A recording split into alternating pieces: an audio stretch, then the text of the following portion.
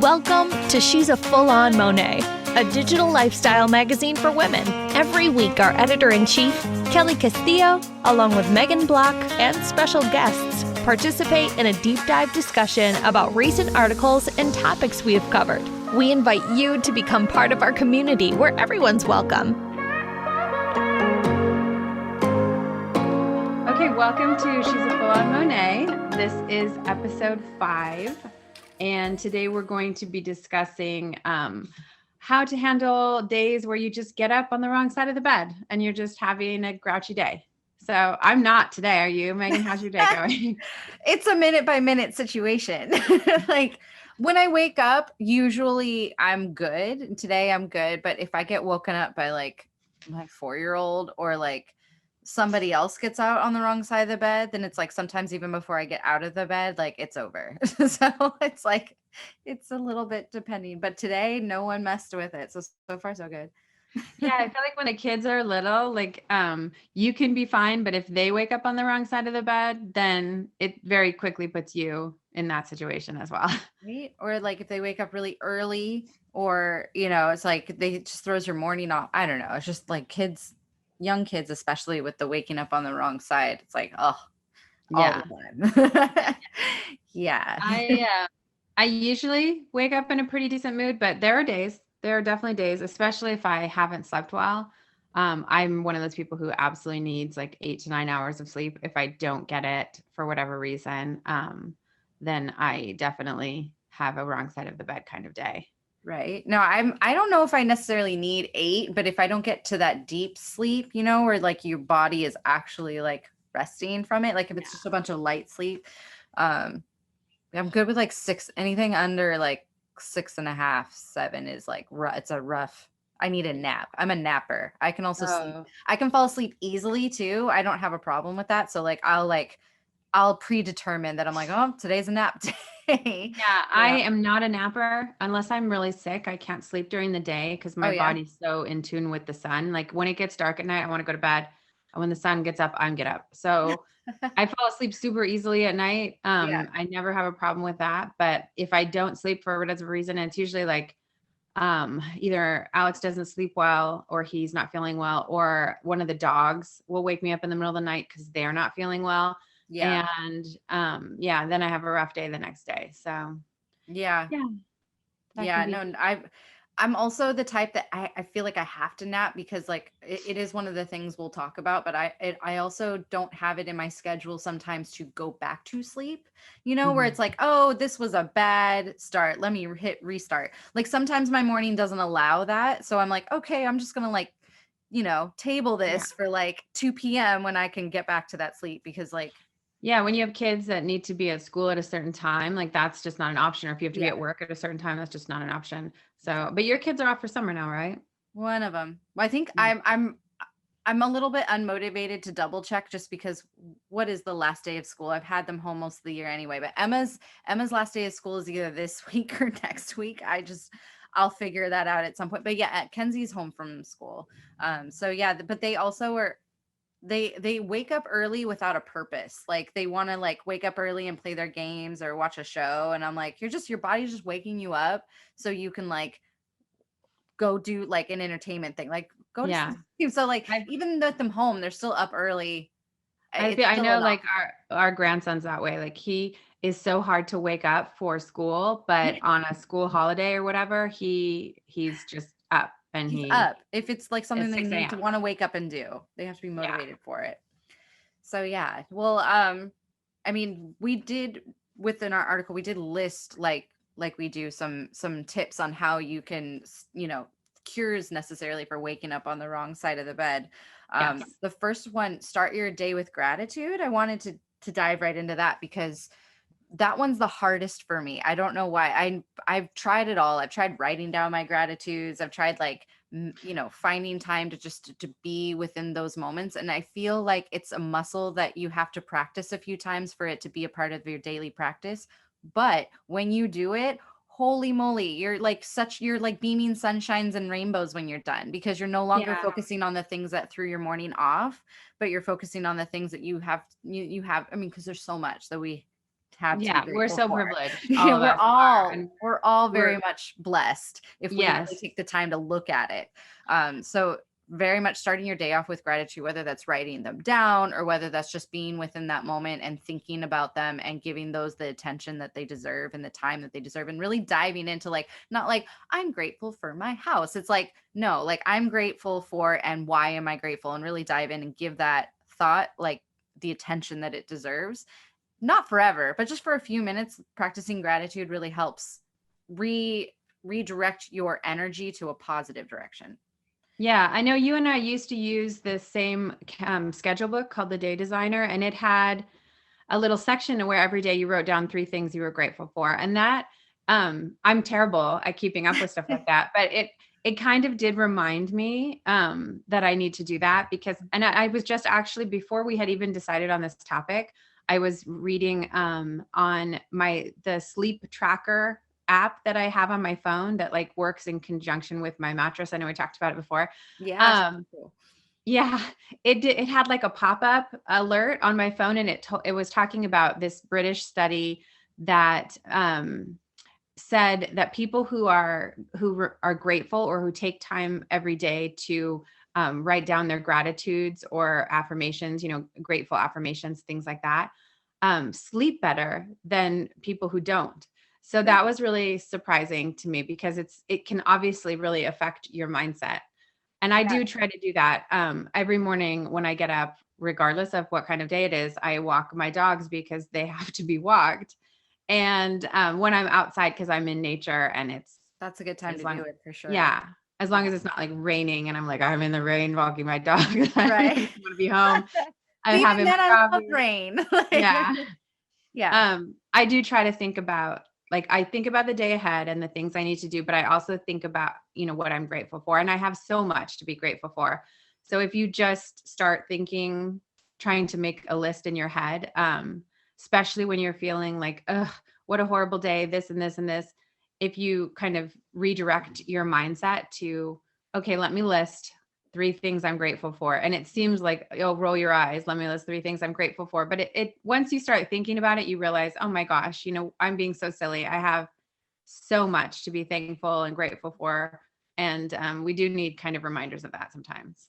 True. And it's also how we speak to ourselves too. It's like, oh, I have to go to work today. Sometimes it sounds silly, but sometimes saying things like out loud or in your head, like I get to go to work today, can just change. Yeah. Yeah. Like I get to play with my kids. Not like, oh, my kids are awake and it's so early. It's like, I get that opportunity to play with my kids. I know it's not a forever thing, blah, blah, blah. Like whatever you got to do to trick your mind into realizing that your tasks ahead or your day ahead or whatever is an opportunity and not something to overcome. That's also helpful too. Yeah. And I've seen those on social media. I've seen those like change your mindset posts where it talks about, instead of complaining that you have to do the dishes, be grateful that you have food to eat, that, that otherwise you wouldn't have dishes. Right. It feels weird, but it also is so powerful because it's like your subconscious is getting all that energy and feeling it. It's like you're talking to your subconscious. You're not like, oh, I get to eat food. And it's hard to do that. You don't have to do that for everything, but I promise the more stuff you do it too, the happier of a person you'll be. Absolutely. The energy will transfer for sure. Yeah, absolutely. And I find out that for myself, if I wake up on the wrong side of the bed, or I wake up not feeling well or tired, mostly for me, it's being tired. If I didn't sleep enough, that's my wrong side of the bed day. If I remind myself, okay, you feel crummy and you didn't sleep well, and that sucks, but this is so temporary. By tomorrow, you'll feel back to your normal self. And so don't, make your problem be other people's problem. Like, acknowledge that you don't feel great.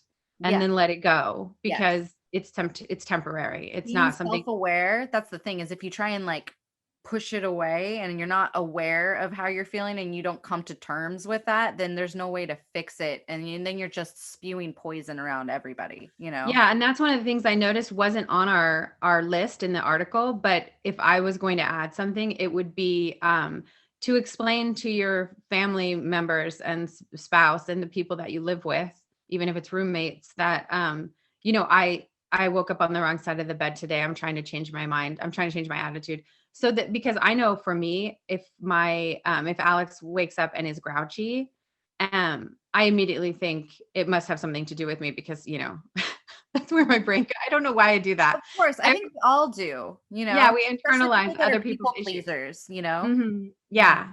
And since I do so much like caretaking of him, I think, Yeah. what did I not do? What did I, yeah. And that's, I know it comes from, love and caring, and you want the person you're partnered with to be happy. So if they're not happy, you immediately think that you did something wrong. So just even if you have small kids, even telling your kids like, mommy woke up grouchy today, but I'm gonna get myself out of it or whatever. So they don't think they're in trouble or that you're mad at them. Or kids internalize everything. They're so sensitive to stuff like that. So I think if we just, and a lot of times when I do tell, like if I tell Alex or my kids, hey, I'm just in a bad mood today, they'll say, well, what can I do? Is there something I can take off your plate that will help? I didn't even ask for it and they're offering to help. It's sometimes people really will and you're not expecting it, if you just communicate. And it gives you it takes a little bit of the pressure off of you, because you also you're in a bad mood. And sometimes for most people, at least for me, spewing it and having that seep onto other people adds to the guilt, because it's like, it's not, it's not their fault, but you can't help what you're going through and how you're reacting sometimes. And then that just adds to the guilt of like how you're feeling. So being honest and not feeling like you have to pretend like everything's peaches and rainbows helps, but also making sure you did a very good job of making sure that you're telling them that you're actively trying to work on it, because it's also not an excuse to just go and be grouchy to everybody all day, like I had a bad day. No. Like, just if you wake up on the wrong side of the bed and you're grouchy, that doesn't give you the right to ruin everyone else's day in the morning by snapping at your kids for not getting ready fast enough and yelling at people in traffic. Like it can go south really fast. So definitely you definitely are responsible for your own behavior, no matter how you wake up feeling. That's important to mention in the beginning of this. Right. And then after that, working out, moving is huge. I know you see like workout and people hear workout and they see, the girl with the matching outfits in the gym with the dumbbells, like going crazy, like just simply like taking your dog for a walk in the sun. But for sure, moving your body, the more you move your body, the more those endorphins, it's a science, the more the endorphins get in there. I learned this from Legally Blonde. Yeah, I learned this from Legally Blonde, that people who work out have more endorphins and that makes them happier people. So yes, that is science. Oh my gosh. Reese Witherspoon said it. It's science. It's true. I work out 6 days a week, and my goodness, how I feel after my workout, it's like, people say it's therapy and that's like a big eye roll, but really though, like you feel like you just feel like better, whether that's going and working out your bad day by hitting some stuff and getting that out of your system, or just getting in a better place and moving. But those endorphins, however they're working for you, really do help your mood and help. And even if if you are grouchy in the morning because you're not feeling well or you didn't sleep and you really physically don't feel like doing some kind of heavy workout, even doing something like you said, being out in nature and taking a walk, or doing some kind of yoga where you're doing a deep breathing, anything like that can kind of help reframe your mindset, because it is internal as well as external. It really is. And for me, I know if I'm out in nature, that tends to lift my mood more than anything else, than being in like a gym setting or something. But that's me. Everybody is. Yeah, everyone's. And I also feel like if you're working out, then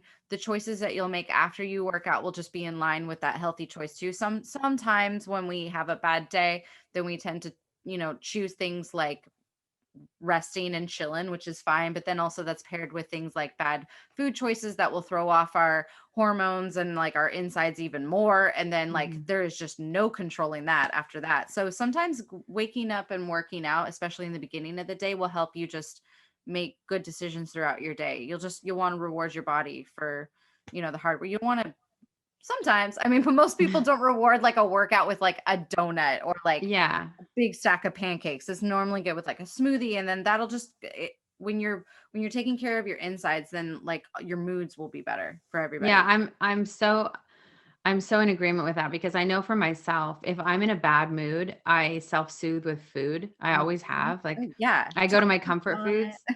Diet Coke. That's my breakfast sometimes when I'm having a bad day, or like the Starbucks drive-through. You'll just whatever. And this mindset of like, I deserve this. I'm having a crappy day. I do reward myself with not good for my body things. And, in moderation, hey, that's fine. Comfort foods, I'm all for it. But if I do something physical and I do work out or I take a class or I do something like that, I am more likely to reward myself with healthy things and like take the time to make myself a great smoothie or a healthy breakfast. And that also, just taking care of myself in those little ways can not cheer me up, but it can change my mindset. Exactly. And yeah, just taking care of myself, because we And it's always like, ask are yourself, would last. you make that decision, that food choice, if that obstacle didn't come up this morning? It's like Right. sometimes I'm like, I had a plan to be on a great track and then one bad thing's happened. And then I'm like, well, that's my excuse to DoorDash a croissant and like not eat actual food. It's like, well, I looking for a reason to make a poor choice? Like you can't allow that to happen, you know? Yeah, well, and if I decide, okay, you know what, I'm having a bad morning, I'm going to eat whatever, this bad thing, and then I end up feeling worse because of it, because I probably was having a bad morning because I wasn't already feeling good, instead of like asking myself realistically, what does my body need to feel better right now, instead of just giving into like a comfort food and then actually feeling worse. So Right. It's it's true. It happens. yeah. We all do it. I did it the other day and I felt terrible because I spent money I shouldn't have and didn't want to on DoorDash. And then for food that was like not, and then 30 minutes later I was still hungry and I was like my nerves were everywhere and I'm like, but I really, at the moment it felt and it sounded great. You know what I mean? Mm-hmm. And that's sometimes fine. It's just like you got to make sure that you're being like that mom or that mirror that you don't want to avoid, that we all want to avoid, of like, do you really want this? um Yeah. Restarting Is your this really going to day, make me feel better? right? Yeah. Next one, restarting your day. I love this. I do this sometimes when I can do this. I love this. There are I sometimes hadn't heard of this and I'm like, before. no, really? No, I had never even considered doing this. Oh, Like, so it's brilliant it's because brilliant and it works. There are some times when I'll wake up or the kids will wake me up and it's way too, I was not ready. And I'm like, if I just go to bed for 10 more minutes, whatever, however long it takes your body to get to that like semi deep sleep. And then you wake up. Oh my gosh, it's like I'm a totally different person sometimes. And it's amazing. I just try it. It's yeah. amazing. See, once I wake up in the morning, I can't go back to sleep. No? But I think even if I laid down and was Yeah. like quiet and quieted my mind Mhm. and just closed my eyes for a little bit and kind of like, I could do my gratitude list, or I could just kind of do some breathing and just kind of shut my brain off a little bit and then start over. It's like mentally starting over. Yeah. You're like Yeah, I think I hitting the could trick restart my button. mind into Yeah. having a better frame of the day. I will straight up fall back asleep for if I have that opportunity. And my body just knows it. I'm like, no, like everything you wake up and you just feel like wrong. You're like, Yeah. nope, this was not how this was supposed to do this day. So I'll just lie back down with the lights off, PJ's still on. Like I hadn't done anything. And it's sometimes like if your body can do that, or like there are a lot of really cool yoga moves and stretching moves you can do in your bed without having to actually physically get out of the bed. Putting on like calming music sometimes, or just like it doesn't necessarily mean restarting your day, but just taking your coffee and like sipping it and enjoying it like slowly in bed. Like maybe the day didn't start bad, but it started off too like quick and rapid. You just kind of need to like slow it down a little bit. Sometimes that's helpful too.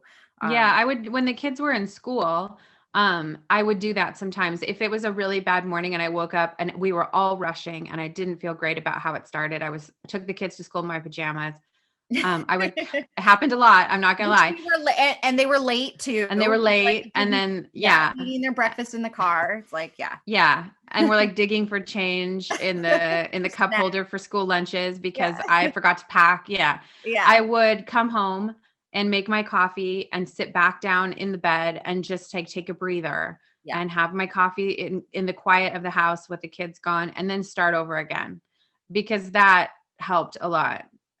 Just because if I start my day feeling super rushed, behind already, I mean, and just, flustered, then the entirety of the rest of my day will feel that way. So I do need that space. I've made a point to wake up earlier than I probably would have naturally. I always wake up. I mean, I don't set my alarm. I wake up naturally, but I've trained myself to wake up a little bit earlier so I can have that quiet time. I make my cup of coffee. I sit. I have, I'm not scrolling my phone or email right first thing in the morning. I'm not, listening to anything or reading anything. I'm just having my coffee and kind of centering myself, because I've noticed it makes a huge difference in how the rest of my day goes. So if I don't get that, if I miss it because, for whatever reason, I do try to recapture it by coming back home and doing it then and and starting my day like a second time. That's good, because you are very much the energy you carry with you. And if you're carrying that rushed, crazy energy, I'm sorry, everyone from like the Starbucks lady taking your order to your children and anyone in between is going to be receiving that negative, rushed energy that honestly has nothing to do with anyone. We all have those mornings. We're all victims of, like, even if you don't have kids, we're all accidentally slept in, or like, something happened to where it just throws off your morning. And if you don't find 5 to 10 minutes to just like, it's going to just continue and carry with you throughout the day. And you touched on one that wasn't on our initial list that I think is really big, and you hear it everywhere, and I don't listen to it all the time, but I try, is to not touch your phone or check your emails or wake up and check social media. I feel personally like that would add to waking up on the wrong side of the bed, because if you just pick up your phone and you're looking, and if you're one to have a social media feed that doesn't fill you with positivity, that doesn't fill you with like encouragement, that's not inspiring you to be the best, if it's causing you to feel insecure, comparing yourself, like you didn't do enough, you don't have enough, then that's going to feed into when you physically get out of bed and you you may not wake up with bad energy, but you will wake up and throw into the day with it oftentimes if you are one to check your phone and check. And that's why I don't do it when I'm having my coffee, because if I start looking at my emails and I start looking at Asana for my personal schedule for the day, I start to think, I don't have time to sit here with this coffee. I need to get started. I have such a busy day. Like, I'm wasting time. Coffee. Yeah. Or I like to TikTok scroll. Like, I will mindlessly look on social media, but not in a way where it's causing me to feel some sort of way. It's just like mindless, like if I was watching the news, but I'm not. Yeah. And we do business in Dubai. We do business in Europe, where there's a significant time difference. And sometimes when I wake up in the morning, they're 11 hours difference from us. So they're ending their day. And then I've got to get these, emails responded to before they leave for the day. And in reality, it's not the end of the world if I don't. And so it's more important to me to kind of not feel frazzled before I've even had a sip of coffee or, gotten the sleep out of my eyes or whatever it is. If I do things, hypothetically, if you ignored your needs and you went ahead with work, how much of your best you is showing up to that email? You might miss some important parts. You might not read it well. It might not be, you might not respond in a way that you normally would because you're frazzled or you're in a bad space. Yeah. I don't have my thoughts together. Yeah, exactly. I'm a better, if I parcel out my working time and I know when I'm most effective, it's mornings. But not first thing in the morning. Like the problem with working from home or working for yourself or any of those things is that you can never turn it off. So if I don't do any kind of work in my bed, I don't check my emails in my bed, I don't respond. If I'm going to do that, I get up and I go to the computer. Because that's to me, that's a sacred space. I keep it that way. And first thing in the morning, that's my time. And if I was working for a company in a regular job, I wouldn't be expected to do that. So to clock in at 6 a.m. or whatever. So that's a good reminder, is that no one's expecting you to work at 3:30 in the morning simply because you have the actual physical means to do it. It becomes my expectations of myself, which I'm in control of. I can reformat that. I can change that. So I do realize that I need routine and I need to have some boundaries between work and personal life, which is hard because, I manage all of the finances and investments and everything also for my husband. So I've had to kind of not teach him, but I've had to communicate to him that when the first thing he says to me when he wakes up in the morning is, did you email that person back? Did we get that distribution? I have to say, honey, no, like, good morning. Good morning. How did you sleep? And remind him that like, we don't have to start on that foot. Like, let's let's have a moment where we're just a couple. And then we can switch later on into, coworker mode, because it's too much first thing in the morning, and it sets the whole tone of the day in a negative way. It does. It does. And it robs you from the ability to, I'm sorry, enjoy your life a little bit. If you're constantly worrying about like where you have to be and what you have to do and who's expecting what of you, it's like, no, like God carved out, or whoever carved out these moments for you to like sit and enjoy your coffee. And there's no guilt to sitting there and simply enjoying your coffee and watching Looney Tunes if that's what you're into, because like you earn that, because you're going to go the rest of your day and you're going to kill it, and you're going to do great. You deserve that moment. It's like when we talked about self-care, if we wait until like the list is done, sometimes for people, the list is never done, especially if you work from home, the list can just always be going, so you have to be respectful of yourself enough to create boundaries. And sometimes those boundaries mean do not check your phone in the beginning of the day, because it can just, I know I'm not like great when I check certain social medias, because then I just feel like I didn't make, butterfly shaped pancakes for my kids this morning, and I didn't do enough yet. And it's like 6:30 in the morning. And I'm like, God, yeah. And you're competing with people who are on the East Coast in a different time zone and have 3 hours like, on you. Assistants and like photographer. It's like, why am I doing that when I could just be like not checking my phone, enjoying my coffee and looking at the birds, like that's also a choice. You make your choice. I really believe that comparison is the root of unhappiness. And so we've got to try to just listen to ourselves, do what's best for ourselves, work in our own timing, because everybody's capabilities are different. Everybody's circumstances are different. I mean, the comparisons that happen. Tune it out. Don't turn it on. Like if you can't resist the temptation to unfollow those people and just like get rid of that altogether, that's fine. Like that's fine. But don't start your day, because then you're making that conscious decision to go down that spiral of like, or just like looking at it and going like, my day's not even half as awesome as some of these people. It's like, oh, I bothered. No, so the next one I'm not at all familiar with, because I personally do not do it, but practice meditation. I've tried. Have I tried. And I think that when you can't actually, I did it once successfully for like five minutes or so, and it was pretty awesome, but I can't turn this out and shut this off enough to like, I know there's apps. I'm sure I'm not doing it right. Do you meditate? You know what? I don't, but I have always meant to start. I know I'm capable of it. I don't have a racing mind. My mind is actually usually pretty calm. And it's something that has been always on my kind of bucket list to start doing. And I just need to bite the bullet and do it, because I know I'll benefit from it. I mean, I've read so many articles about all the amazing benefits of meditation. And I never thought I had time. And now I'm at a time in my life where I probably do have time. But it's hard to kind of learn new habits when you're in your midlife and you are stuck in your routines. I need to make it a priority to start setting aside. I mean, it really doesn't need to be very much. It could be 5 minutes. It could be 10 minutes. No, it could be, I don't even know how long it's supposed to be, but sometimes like for me personally, it took a good couple minutes to get to that place where my mind wasn't subconsciously listening for kids' noises, wasn't listening for someone to need, like I had to, it took a couple minutes to like leave myself, to allow myself to get to that place where I was like fully in it. You know what I mean? And that was just because it was like, I don't do it all the time. Some people don't need 5 minutes. I need probably 5 minutes at least to just like calm. Yeah, no, I mean, I think I can do it. But I need to start practicing it, because it is a practice. They call it the practice of meditation. Would you do it in the beginning of the day?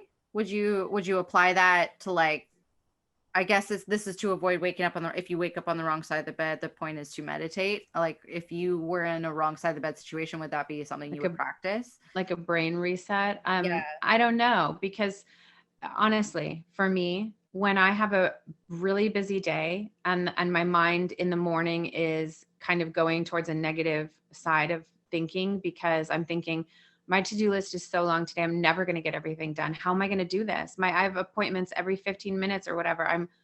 Oh my God, like I'm so stressed out. The only thing that I've found that really makes me feel better is to start crossing things off my list, to feel like I've made a little bit of progress. And when I'm feeling super overwhelmed, if I just what's the shortest, easiest task on the list? Get it done, cross it off, get it done, cross it off. Cancel each other out. Like it cancels that negative out by like being a productive day. It might not be rainbows, but it's productive at least. So if I'm having a bad day because I'm feeling overwhelmed or like my day is unmanageable, which is a lot of the times when I'm having a bad day, I can't imagine taking time out to meditate and being able to be successful at that, because my mind would be thinking of all the things that I quote unquote should be doing in this period of time. Now, from my day, my normal average day, I have a quiet period of the day in the afternoon, usually between like 2:30 and 4:30 is a pretty quiet time for me, because I haven't started meal preparations for dinner yet. And the household staff are leaving for the day, so the house gets quieter. And that would be a time of day where I'll go outside, I'll lay in the sun for a little bit, I'll read a little bit, I'll do something for self-care during that period of time. So I could do meditation at that time of day. I'm sure my overall health and mental well-being would really benefit from it. Right. You should just do it just for like, I don't know how long you jump in to make it a thing, but you should just see how you as a person are after doing it for a while and see like if that does anything, especially if it's on your bucket list of things of wanting to try. I need to do like a 30-day meditation challenge and then report at the end of it, like what actually is a good article idea. Maybe I will do that. I bet there's more people out there like you and I who have it on their list of things they'd like to try and apply, but just like they're waiting for that right moment in their week and their life and their time. And it's like, we all, if we cut the bullshit, we all have had the time. We can all find the time. It's there, but it's like one of those things where you're like, when you don't want to clean out a closet and you're like, I'll wait until I have a full day. It's like, you're never going to have it. You don't really want to do it. But like, that would be a great article, because I bet more people would relate to the idea of not really feeling like, also when I hear meditation, I feel like I have to be some sort of expert. Yeah. I'm like, ooh, meditation. I'm going to have to put crystals around me, and I need one with everything. And I'm not. And so I feel like it's good for me. I should do it. I know I should do it, but I also don't feel like it's for me. Like, I feel like that'd be a great article, because I feel like sometimes I know I want to try it, but I also kind of feel like I'm not spiritual enough, but like I'm not invited to the meditation party because I'm not invited to the table. I don't have the right clothes, and I don't have any crystals, and I don't have but the writer of this article had actually recommended the app Headspace for learning how to meditate. So maybe, you know what, I think I'm going to, if I put this on the editorial calendar as an article idea and I assign it to myself, then I have to do it. I will do it. Accountability holder too. Even if you aren't us and you're listening to this and you're like, like just make it a thing, like put it on your goals and just do straight 30 days. Like people do 30-day, all kinds of crazy 30-day stuff. This one. Yeah. Or do it with a friend so that you guys can check in with each other for accountability and say, text each other during the day. Hey, did you get your meditation time in today? Yeah. Like drinking water. Check in people drinking water. People do that too. Doing anything with a buddy is, for me, if I'm accountable to even one other person, I'm way more likely to do the thing I said I would do. Totally. Because I don't want to let them down. So if you have a friend who also wants to do it together. But yeah, I'm definitely going to do this. I'm going to put this in the editorial calendar. So about a month or so from now, expect to hear all about my meditation practice. So many crystals by the end of this month. So like you find your chi. I don't think I'm saying any of this right. I'm just saying like, and then I'm going to read it. Or if you need a buddy, accountability buddy, we both know that it's something I totally want to do. I also, this isn't a cop out on by any means, but like, cause you have 4 kids, like I cannot sit in a space quietly and just assume that for that designated period of time, no one's going to just need me. Oh, so honey, sorry, mommy's meditating. They would be like, you guys need to not fight with each other for 5 minutes. I'm meditating. It's like I work from home, yes, and I have the time and the ability and a lot of really pretty space to do it. But I also have 2 young kids that are also home all the time that like I'm waiting for that mom or like yelling. Definitely not for you during summer when they're home. That's not going to happen. I would just need to, like that from this time to this time is your good space. Like I would need to find a buddy to watch my chaos while I try and find peace, like I would need to have like, okay, Dan, you need to watch the kids. I'm going to go meditate for a couple minutes, because like assuming that it will just magically work out. No. And then my mind will not get to a space that it needs to be. That's the main point that I'm trying to make, is like, I need to be in a place where I can allow myself to escape from. Where you're not listening for one of the kids crying. You're not distracted by those kinds of things. It's not even just listening for mom. It's like listening for like the all of a sudden two kids fighting each other thing. It's like, I don't have that. Or the, oh my gosh, it's way too quiet. Like I would need to straight up wake up at like 4 a.m. on purpose to meditate, because guarantee you most likely everyone will be asleep and no one will. And then instead of meditating, you'd be falling back asleep. You'd be sitting there with your eyes closed, asleep. So yeah, I will have to find my space and time. That's my only hurdle. That's really the only reason I haven't applied it, honestly, is that it's like, when am I going to have that time to where people are going to respect the fact that I'm trying to apply it? Like I go to the gym and don't work out at home, because if I'm working out at home, no one's going to respect the fact that I'm working out. I have to physically leave this place. No, so that trust. My kids aren't even at home anymore. No. And I know I have a wonderful woman by the name of Helena. I love her to death. She comes every other Wednesday and does massages at the house. Oh. And it's heavenly. I owe my sanity to this woman. But here's the thing. My husband will go and get his massage. He does an hour and a half. I do an hour. His hour and a half is blissful silence. He gets his massage. No one interrupts him. Everything is beautiful. Your massage. I go in there and my phone is ringing. The doorbell is ringing. The dog will come and like check on us, and then they get worried that I'm like I'm not breathing or something, so they'll put their face right in my face.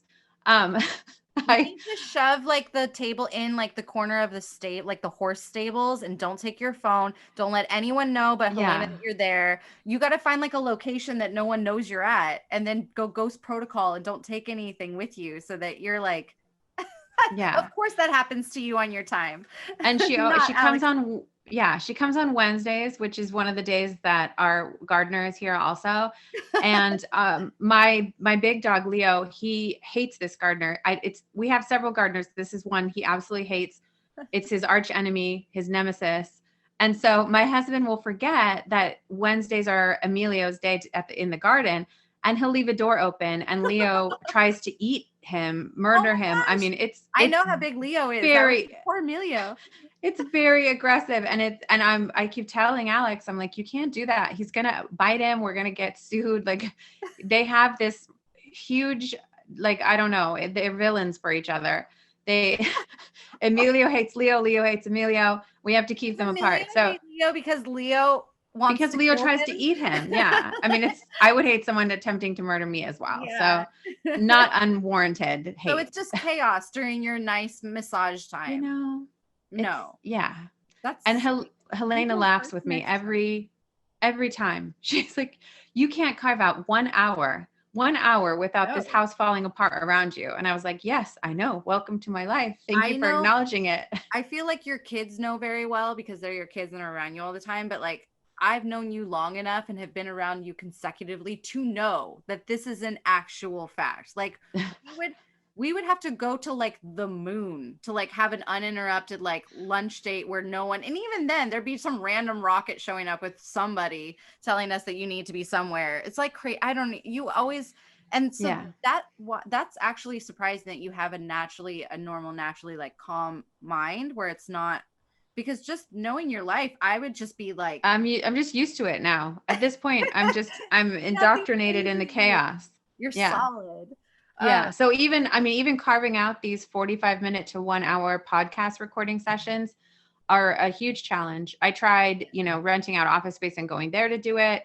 I now, when I do it, I have someone else in the house who is like my stand-in, who is available, my body double, to answer the door, answer the phone, take packages, deal with any of the, Alex or the kids that are calling for me. But even that, my phone rings the whole time and text messages are coming in, and it's a better system than I do. I give my kid my cell phone, and I try and explain to my 4-year-old how important what I'm doing is, knowing that it's not really caring. And I just pray that for 40 minutes, she doesn't need anything. Yeah.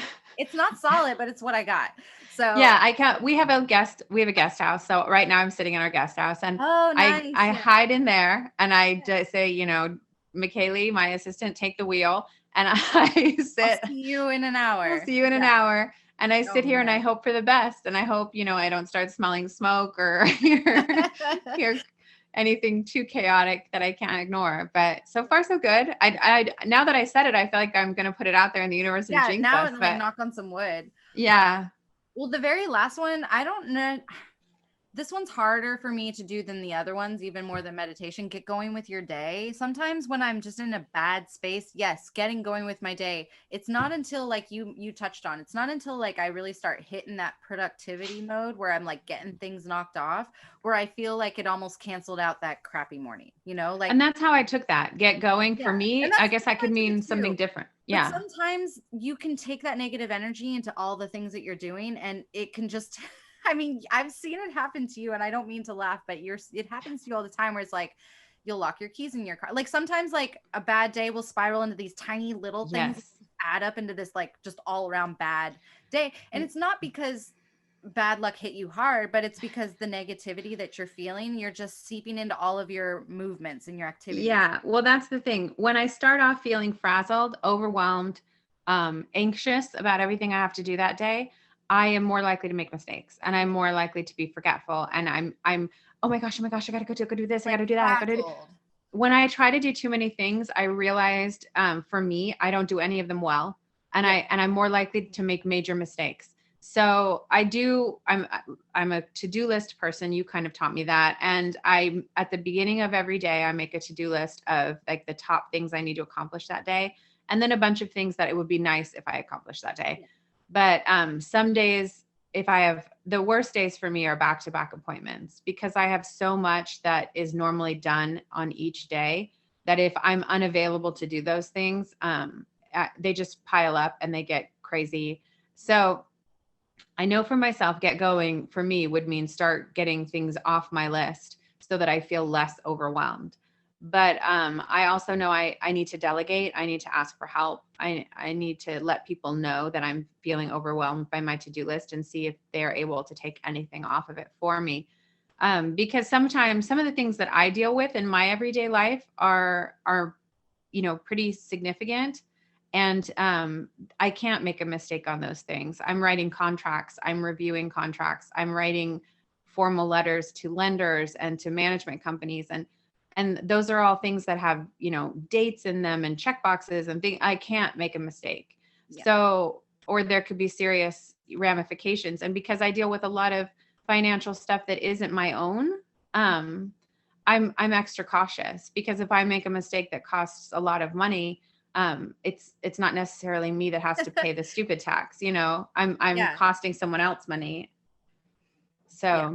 So you have to show up the best that you possibly can, if it's possible. So that's why like we loop back to like just sitting in your bed with your coffee for 5 minutes. Like take those 5 minutes, because that will help all the other things that you're about to do. Because then you'll calm down, fine. They say grounding yourself, which I never really understood that terminology of grounding yourself until recently, but now I definitely do. Mm-hmm. I definitely know that sometimes I need to do a course correction on my own mindset and attitude. And even if if I'm really feeling overwhelmed and having a really day, mm-hmm. I sometimes will just put my head like down on my desk and just like take a deep breath and be like, okay, seriously, let's break whatever this is into smaller pieces so that I can at least cross one of those small pieces off. I need to feel like I'm doing something. And then sometimes I'll also just call a spade though. Sometimes I'll just like, this is not, it's not happening today. And to like allow yourself to like look at your list or look at the things you have to do, not including work, because you have to show up for work. But if there's like extra things you wanted to do and the day is just not happening, like sometimes we just kind of need a day just to like, just allow yourself to feel. Like sometimes I'll just allow myself to feel like if I want to like watch a movie and be in my PJs all day, because just today was just like, I'm such a proponent for mental health days. And I have started in the last few months, actually just started. Because I run my own businesses, I manage Alex's businesses, and I do a lot stuff here in the house and for our own, personal portfolio and stuff. I was never taking time, like a full day off. I would work every day. Possible to do that. Yeah, every single day I would work. And so I've started taking, usually it's Sundays. I've started taking Sundays and have what I call a lazy day and give myself permission to do that. And my husband Alex will still say, honey, did you do that? Honey, can you do that? Or he'll dictate letters and things like that to me. And I'll be like, okay, I'll take this down, but I'm going to do this tomorrow. Cause today I'm just kind of having a me day. And he's been really respectful of that, which I appreciate. Cause I know he's like super like ADD brain. So everything for him is urgent. He doesn't have a way to prioritize things in his mind. To understand that mindset, I'm sure. Yeah. If he thinks of something, it needs to immediately get done. Yeah. Because that's how his brain works. Where I can say, I'm back burnering that. I'm tabling that until tomorrow. It's not a high pressure situation. It can wait, and it should wait because you're important right now. I need to have a day per week where I shut off. And I've waking up on the wrong side of the bed is just your body's way of telling you you're burnt out and you need that day. Sometimes it has nothing to do with like waking up. It's just your body's way of saying like you cannot do you're burning out doing the last 20 days. Yeah. You're burning out. You can't work. You can't sustain this pace. I'm going to physically make you shut down. So when the kids would wake up and have a day like that, where I know my kids, we all know our kids so well.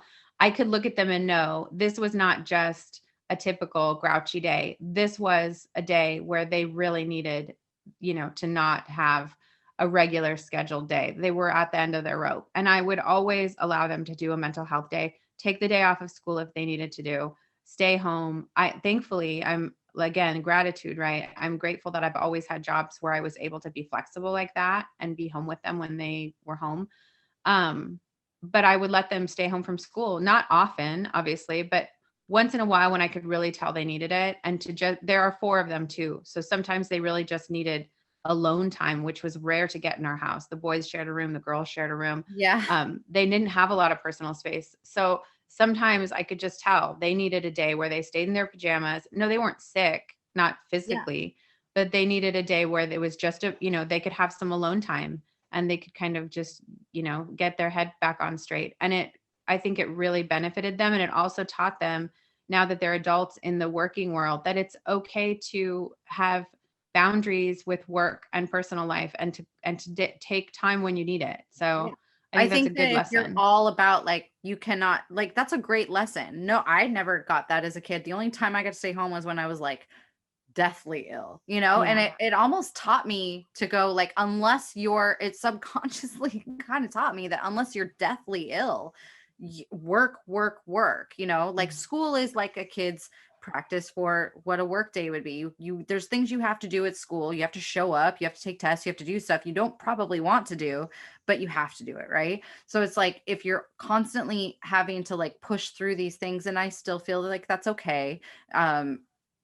If you never take the time as a kid, you're never going to think to take the time as an adult to like, to notice that you're not well, that something's off, that something's and we have that culture in this country, especially about working ourselves basically to death, and we glorify that hustle culture and that toxic work schedule where you owe your employer as many hours as you physically can possibly put in.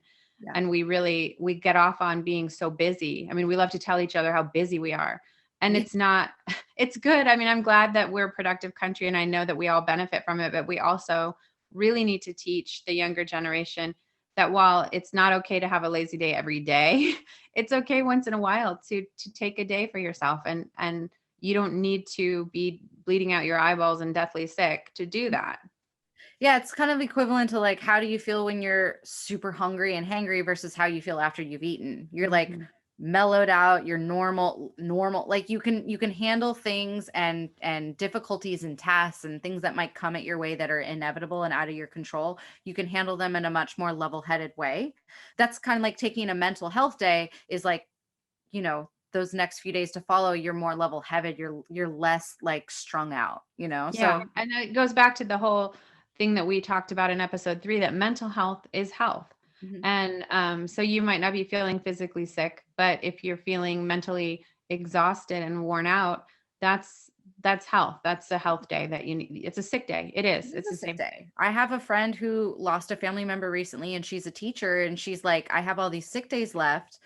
She lost somebody very close to her, and she's like, I keep forgetting that mental health is health, and if I need to use my sick days for my mental health, I don't have to, don't owe it to anyone to have to explain that, but B, I need to think of it as that. I don't need to wait until I'm like throwing up to use one of those days. Sometimes mental health is way more important, and utilize those sick days, so to speak, for that purpose. Yeah. And it's sad that a lot of employers don't understand that. I know my kids have had hourly jobs where if they called in sick or took off, they had to bring in a doctor's note.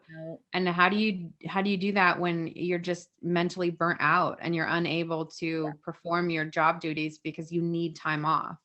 So I know my older daughter, Samantha, she works a pretty intense schedule and is in her master's program. And there are days when it's finals and she has work and she literally won't sleep. She's barely eating. And it's so bad for your mental health, and it's so bad for your productivity. And she's not showing up as a great employee. She's not bringing her best to her finals. And this is just something that we've all normalized, that during college, you're not going to sleep. In those age in that year where you're in those years where you're in school and you're also working to try and achieve what you want to do. It's almost like it's expected to be completely burnt out to make it. And it's so wrong, It's like a test of your stamina or whatever, but it's not fair. And it's not fair. She's thankfully, young and strong and has the ability to power through it. But for someone who has additional challenges, I can only imagine how unfair that expectation is, because not everybody has the same capability level or health level. And it's her school, she goes to Savannah College of Art and Design, and they call it SCAD, like SCAD.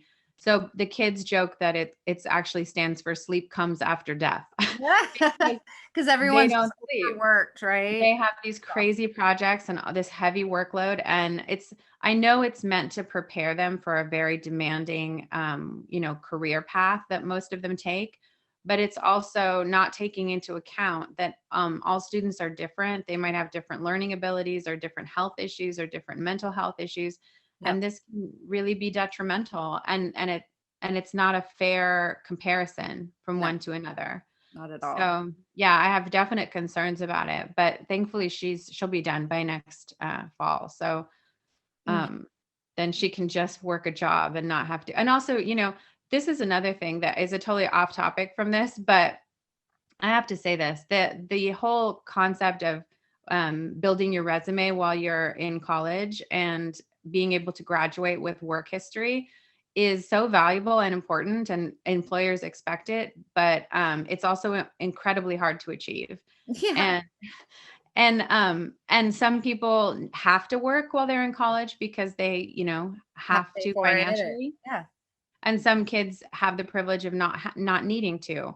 And so if you are privileged to the point where you don't need to work while you're in college, and you have, family resources to help you make it through that time period, and maybe even line up jobs for you when you graduate, so you're not that worried about your resume, it's just not a comparison to someone who's really struggling and has to work so many shifts to be able to pay their rent and food and tuition and all of that.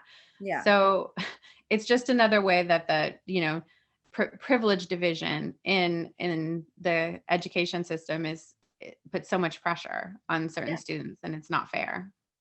It's a lot to take in. It's like you just want to do what you wanted to do when you grew up. It's like, why do we have to just like, well, if you make it and if you survive and if you live through it, it's like crazy.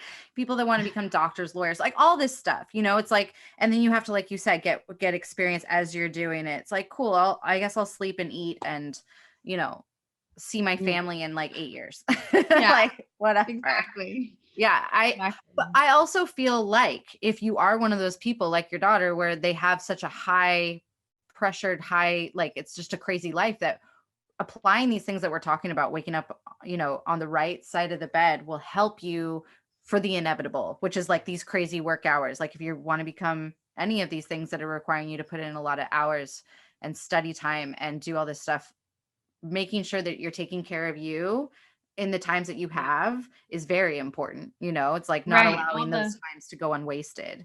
Right. All the steps that we went through today, and the tips that we went through today are especially helpful if, taking mental health days is not an option for you, and you have a job where you can't flexibility step away, and you need to be there every day, 9 to 5 or even more than that, and have other responsibilities on top of that. You're even more likely to have days where you wake up on the wrong side of the bed and no one would blame you. I mean, it's the workload that you're out of control it is, the more in control of it you have to try and attempt to be it. It's like, yeah. So if you take these tips that we've given you and put these tools in your toolbox of a way to kind of reset your mind on those days, hopefully they're beneficial to you, and you're able to kind of reframe your mindset and have a better day. But I think if anybody is working at that pace, you can expect to have some days where you're not 100%.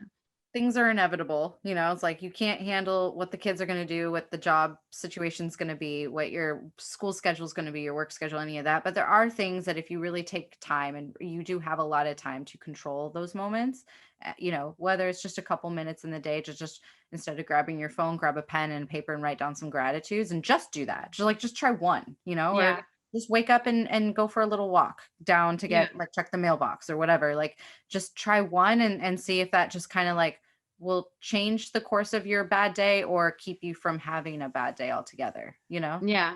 And I mean, like we talked about last episode, there's a lot of caregivers who are in our demographic, and caregivers really can't take a mental health day. They get no time off. They can't step aside. So finding ways to reframe your mindset on days that are having a bad day, because caregiving takes so much out of you, whether it's children or the elderly, or people, who are disabled, whatever your caregiving needs and requirements are, you don't get time off from that. And you can't just say, call in sick. So literally relying on you. Yeah.